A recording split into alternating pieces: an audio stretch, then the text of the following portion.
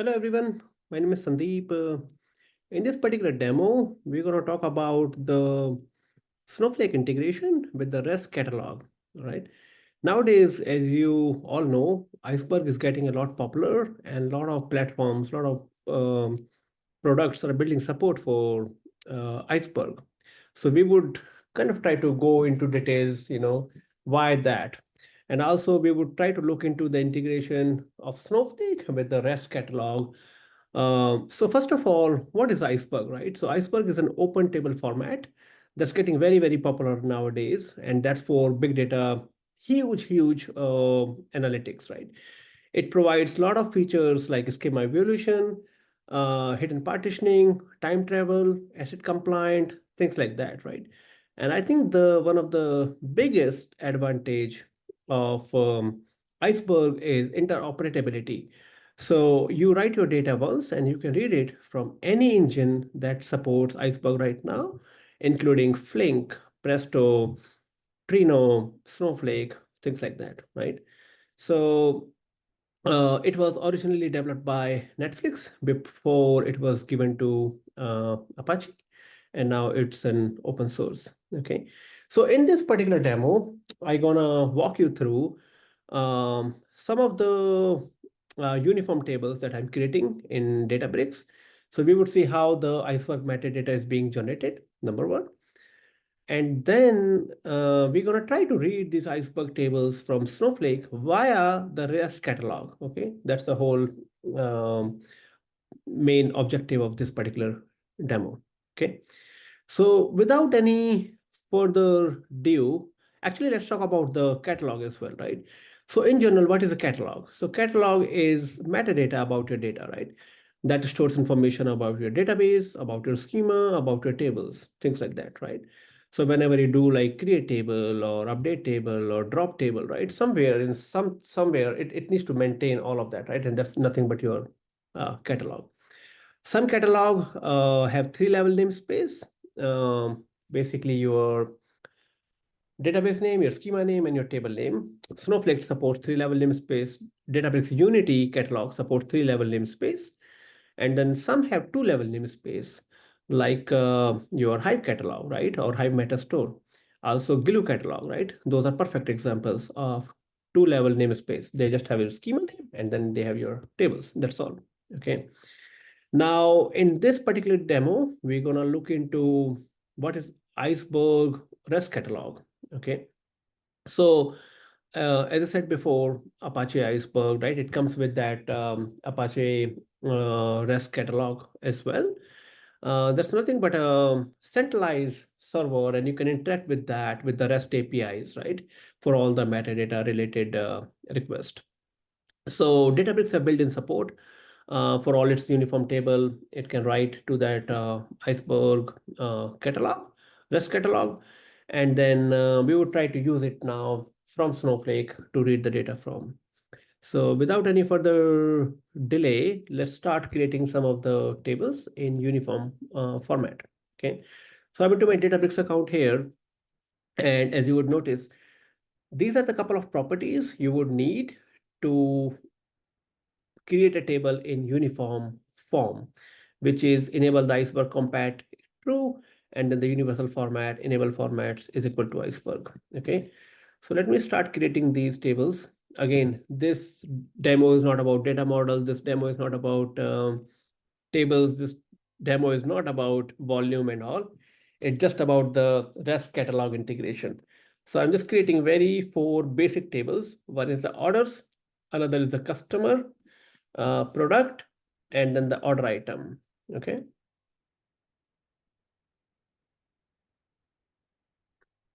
Cool.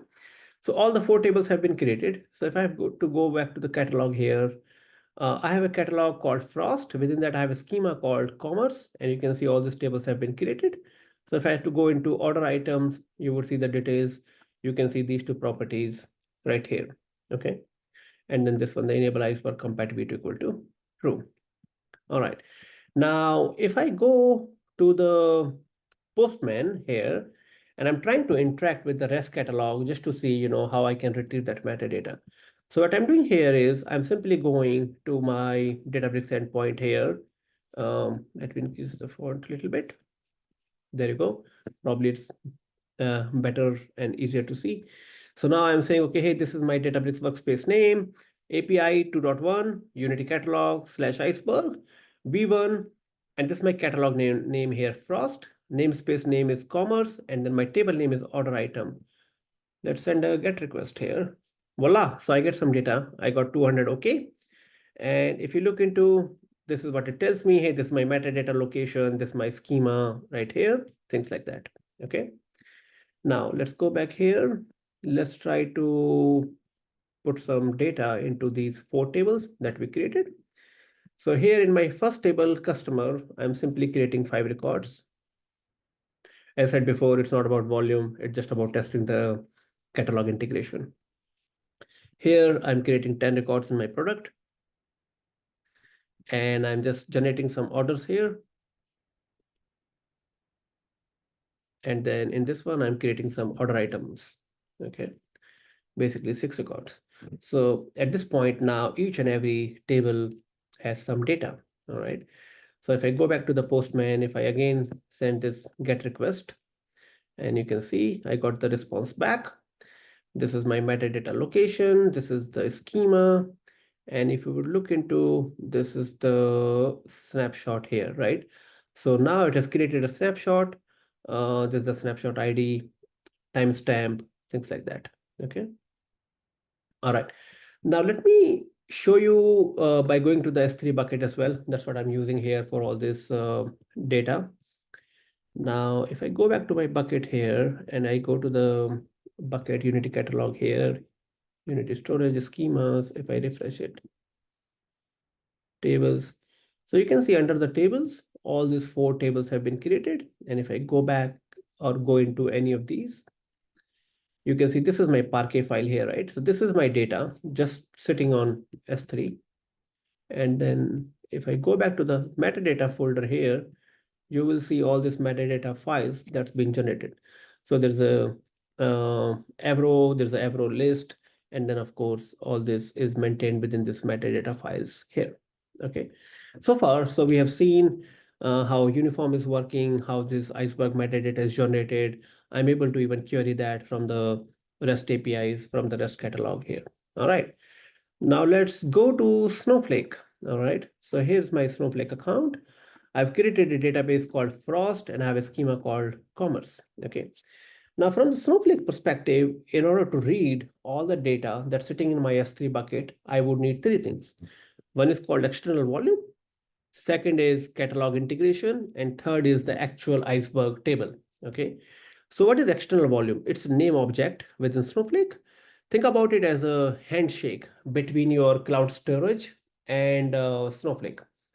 So here my cloud storage is nothing but S3. So this one is trying to do a handshake between the S3 and Snowflake account via this IAM role here. Okay, so let me get this created. So I'm saying, hey, create or replace external volume. This is the S3, this is the base URL, this is the role it should use. Here you go. All right. So external volume is created now. Now, again, just like storage integration, I would have to establish that trust relationship with the S3 or with the IAM. So what I'll do, I will describe my external volume that I just created here. And I would care about these 2 parameters. One is called the storage AWS IAM user on, and second is storage AWS external ID. Okay. So I will copy these 2 values. I'll go back to my IAM role, which is here, this one. I will go edit trust policies, and I would try to establish this relationship here. So this is my principal here that I just copied, and this is my external ID. Okay. Go back here and let me try to put that external ID here and update this policy. So at this point, now the handshake has been established between the S3 and Snowflake account. Okay. Now comes the main part, the catalog integration. Okay, so here I'm creating a REST catalog integration here. And as you can see, some of the parameters, catalog namespace. That's nothing but my Unity catalog name here, which was Frost. Here's my REST catalog URI here, 2.1 APIs, Unity catalog / Iceberg. I'm using a bearer token here. You can use auth, any auth mechanism, like REST API auth, or you can use this bearer token, which is personal access token. You could use the SIG v4, things like that. Okay. So here I'm specifying my bearer token and I'm saying, hey, refresh interval is 30. By default, I think it's 30 seconds, but you can always specify 60 or 120, whatever works for you. Okay. So let me create this external or catalog integration here. There you go. All right. So once I create this REST catalog integration, now what I can do is next step is just to create the iceberg table in Snowflake. Okay. So to create iceberg table here, I would need two things only. One is the external volume that I just created above. And then second is the catalog that I just created. Okay. And here I'm just telling, hey, use the catalog name as the schema name dot table name from Databricks that I had, right? And I'm saying auto refresh equal to true. So at this point, I'm just creating these tables here in Snowflake.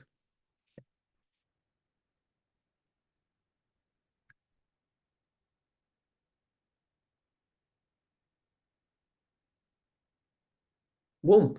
So at this point, I've created all these four tables. Okay. Now, if everything works fine, I should be able to see the data here. I should be able to query, right? Okay. So if I say set star from my very first table customer, voila, you can see the data, right? So it's at this point going into the S3 bucket, picking the data from there, going into the REST catalog, based on the metadata and fetching every details here. Now, order items, my fourth table, you can see it fetched all the data as well. Perfect. So if I run this query, it will show me, hey, all these four tables, they have all this count that I created. Okay. So with that, the Iceberg REST catalog integration is working with Snowflake. That's very, very good news here. But it doesn't stop here. What we want to also see is automated metadata refresh in action. So for that, what I will do is I'll go back to my Databricks screen. Okay. And I will try to insert some more additional data. So here I'm creating 5 more orders. And then I'm also creating the corresponding order item lines. So which is probably 8 of them. Okay. Perfect. So let's go to the Postman again and just to see what happened to my metadata in this case. So let me first query the orders table. Okay. So I got the 200. Okay. I get the JSON here. And if I show you, right, it has again all the metadata, location, schema, things like that. But I want to pay attention is snapshot log. So this was the previous snapshot. And now this is my new snapshot that got created. Okay. Same thing with the order items table. If I query that, again, the response is 200. If I go to the snapshot log here, you can see it also has the two snapshots, the previous one and then one right after the data update. Okay. Now, let's go to the Snowflake again and see the order item tables. If this auto refresh worked, it should show me 6 plus 8, now 14 records. And voila, I got the 14 records here, in my order items table. Let's see my orders table. That should have 5 and additional 5 orders. So I think it should have 10 records. Let's see. Orders underscore SF. Okay. Perfect. So it got 10 records, right? So as you can see, if I run this command now, boom, it has all the updated records, right? So that means the automated refresh is also working here, based on this parameter that we specified at iceberg table level, which is auto refresh true, and at the catalog integration level, which is refreshing at this interval every 30 seconds, it's gonna poll and it's gonna update the metadata here. Okay. Now let's do one more time. Let's update the data one more time here. So again, I'm not changing the IDs and things like that. I'm gonna simply add 5 more records here to my orders table. And I'm gonna run this 2 times probably just to add 16 more records here, okay, in my order items table, okay. Now, if I go to the Postman again, and if I try to fetch the REST API details here for the order items table, let's see here. So you would notice the snapshot logs, right? You would see 2 more snapshot got generated, okay? So that's what I meant by time travel, right? So now it keeps track of each and every snapshot. Hey, these are all the snapshots, and it can go back if need to, okay? Now, let's see. If everything works here, my orders and my order item table should show the updated count, which will be 15 here and probably 30 here, okay? But it hasn't.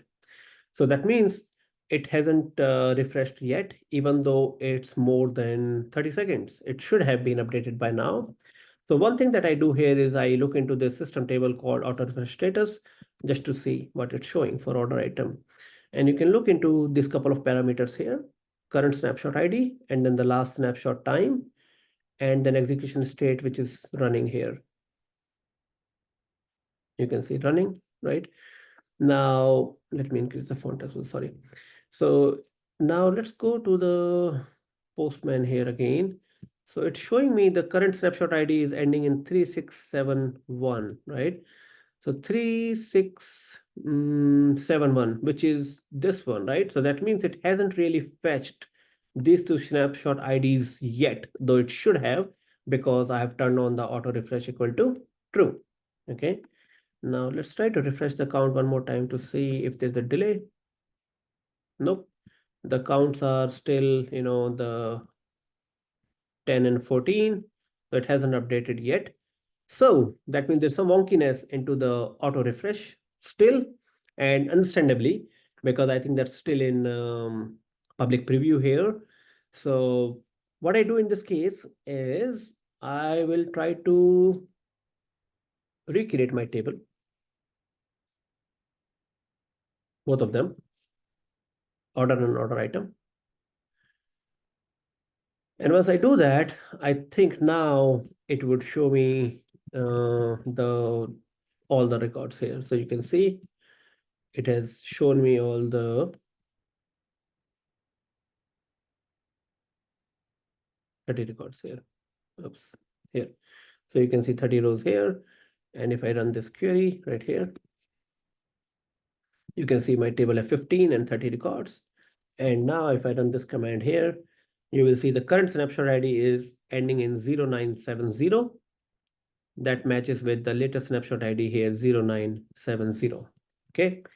So with that, I think we have come to the end of this demo.